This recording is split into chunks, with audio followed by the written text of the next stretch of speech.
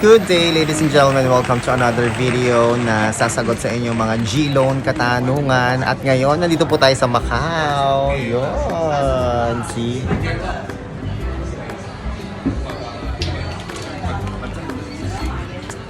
Yeah, we are here in Macau. At ang tanong na natanggap natin mula kay Cordapia, mga kaibigan. Sabi ni Cordapia, kapag nag-full pay daw po ba siya sa kanyang G-Loan, ay makakapag-repeat loan daw ba siya sa kanyang G-Loan account? At makakapag-G-Loan din ba siya kahit na meron siyang existing G-Gives, no? So once again mga kaibigan, kapag nag-full pay po kayo ng inyong mga G-Loan account, hindi po ibig sabihin yan guaranteed na makakapag-repeat loan po kayo. Sinasabi po ng G-Loan sa atin mga kaibigan na ang bawat application, ito man ay mapabagong application or re-application, always ito po ay subject for evaluation, no? Subject for evaluation and approval. Weekly daw po kasi nagkakaroon ng evaluation. Pwedeng ngayon mataas ang eligibility mo or ang iyong G-score, next week pwedeng magbago yan. Depende po kay Fuse Lending Inc. Once again mga kaibigan, ang evaluator dito o ang nag-a-assess po dito ay hindi po si GCash, hindi po si G-Loan, kundi si Fuse Lending Incorporated. Okay? Fuse Lending po yan mga kaibigan. So it doesn't matter, kahit kayo po ay merong G-Loan, pwede kayong maging eligible sa G-Gives. And ganun din po, the other way around, hindi po makakaapekto ang inyong G-Gives, kung gusto ninyong magkaroon ng panibagong G-Loan. Again, magkaiba po sila kahit na iisa lang po ang kanilang source of fund. Ang source of fund nila ay Fuse Lending Inc.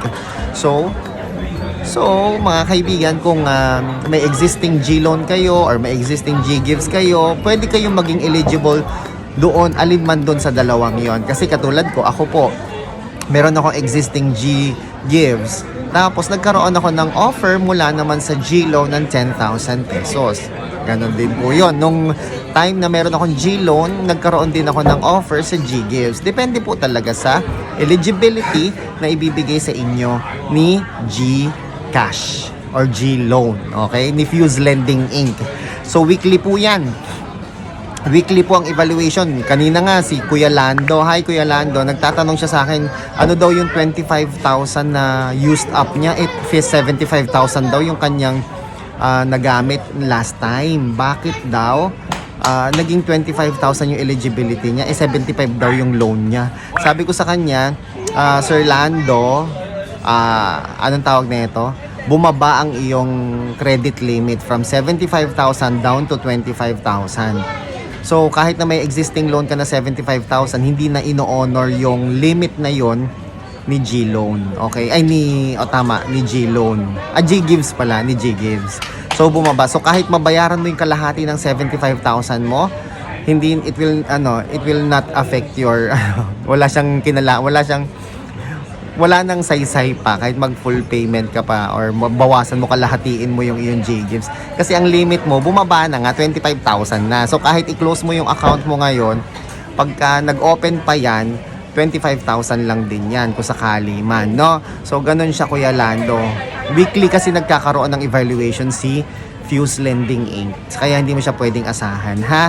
Kaya kung meron kayong eligibility ngayon sa G-Gives, mga kaibigan, yes!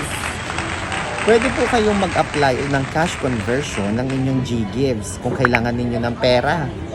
Lalo na ngayon darating na 2024. Ngayong 2024 po mga kaibigan, maganda po ang pasok ng taon kapag meron kayong extra budget sa inyong wallet, sa inyong bulsa, di po ba? Lalo na maraming gastusan at marami po kayong mga magiging bisita at pakakainin, hahandaan, di po ba?